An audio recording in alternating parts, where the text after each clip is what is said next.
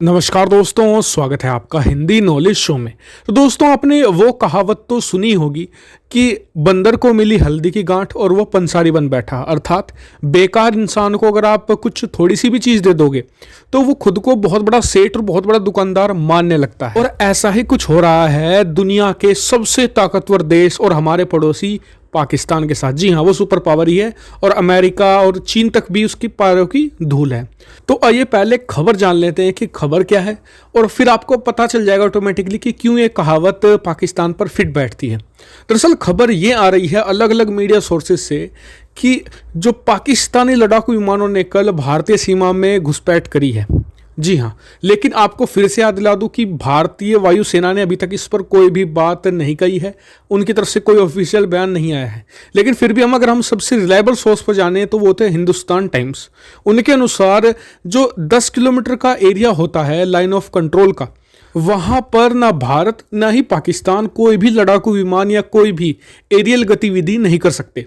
लेकिन पाकिस्तानी लड़ाकू विमानों ने इसे तोड़ा है और वो भारतीय जो सीमा है उसके 10 किलोमीटर के आसपास ही घूमते रहे और लगातार उन्होंने वहाँ पर फ्लाई किया है। यानी कि पाकिस्तान ने सरासर कानूनों का उल्लंघन किया है। अब बात करें कि पाकिस्तान ऐसा कर क्यों रहा है, तो इसके दो कारण बताए जा रहे हैं। सबसे बड़ा कारण है चीन। दरअसल चीन पर भारत ने बहुत ही ज़्यादा प्रेशर बनाकर रखा हुआ है। तो ऐसे में चीन चाहता है कि ये प्रेशर डाइवर्ट हो, कुछ पाकिस्तान उधर से ऐसे काम करे कि भारत जो पूरा ध्यान चीन पर लगा हुआ है उस वहाँ से हटाकर इधर भी शिफ्ट करे। और जो हथियार सारे के सारे चीनी सीमा पर इस समय जो प्राइम हथियार है भारत के लगे हुए हैं, जैसे कि अपाचे है, इसके अलावा हमारे राफेल हैं, इसके अलावा चिनूक हेलीकॉप्टर हैं, ये भी थोड़े डाइवर्ट हों और चीन के ऊपर से जो प्रेशर का पहाड़ भारत ने लगा रखा है वो थोड़ा कम हो जाए और भारतीय जनता का भी ध्यान हटे, क्योंकि भारत में भी सिर्फ चीन को लेकर बहुत नेगेटिव माहौल है। तो वो चाहते हैं कि थोड़ा सा ध्यान डाइवर्ट चीन की तरफ से होकर पाकिस्तान की तरफ भी हो जाए। तो ये एक थ्योरी दी जा रही है कि चीन के कहने पर पाकिस्तान ऐसी प्रोवोकेशन की कार्रवाई कर रहा है। दूसरा कारण है, दरअसल हाल ही में कुछ JF-17 को लेकर ये खबर आई थी, जो उनके लड़ाकू विमान हैं, कि ये 40% से ज़्यादा ज़मीन पर आ चुके हैं। क्यों आ चुके हैं? दरअसल ये लड़ाकू विमान उन्होंने खरीदे हैं चीन से। ठीक है, अब चीन इन्हें रिपेयर कैसे करे? क्यों नहीं कर सकता चीन रिपेयर? क्योंकि चीन ने खुद जो JF-17 बनाया है चोरी की टेक्नोलॉजी से बनाया हुआ है। उसके पास जो खुद के JF-17 है उनसे उनकी प्रॉब्लम नहीं दूर हो रही, तो पाकिस्तानियों की कैसी प्रॉब्लम दूर कर देंगे? तो ऐसे में जे अपने लड़ाकू विमानों को उड़ाकर ये दिखा रहा है पाकिस्तान कि हमारे तो यहाँ पर सारे सही है, हमारे यहाँ पर कोई भी दिक्कत नहीं है। तो अब सवाल आता है कि क्या भारत यहाँ पर अपने राफेल से जवाब दे? तो मुझे नहीं लगता, क्योंकि राफेल को सिर्फ और सिर्फ चीनी सीमा पर ही रखना चाहिए। वो चीन के लिए हमारा नंबर 1 एनिमी चीन ही है। और रही बात पाकिस्तान के लिए, हमारे पास मिराज है, इसके अलावा सुखोई 30 है, इसके अलावा दूसरे लड़ाकू विमान हैं जो काफ़ी हैं पाकिस्तान के लिए।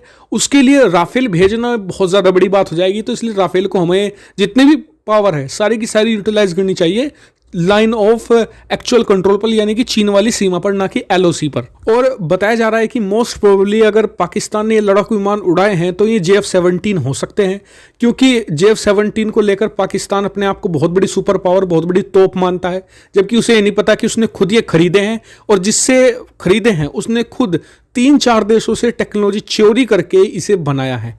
तो इसलिए मैं कह रहा था कि बंदर को मिली हल्दी की गांठ और पंसारी यानी कि बनी आए सेठ बन बैठा।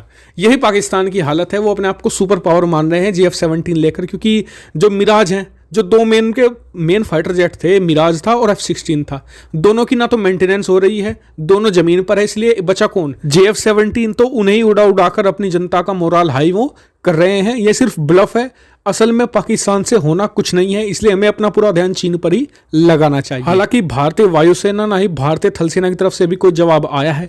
जैसे ही वो कुछ स्टेटमेंट रिलीज करते हैं मैं आपको तुरंत वीडियो बनाकर सूचित कर दूंगा, या फिर इंस्टाग्राम या फिर ट्विटर पर पोस्ट कर दूंगा। तो हर जगह मुझसे जुड़े रहिएगा ताकि आप कोई भी अपडेट, कोई भी न्यूज़ मिस ना कर पाएं। Thank you for watching video.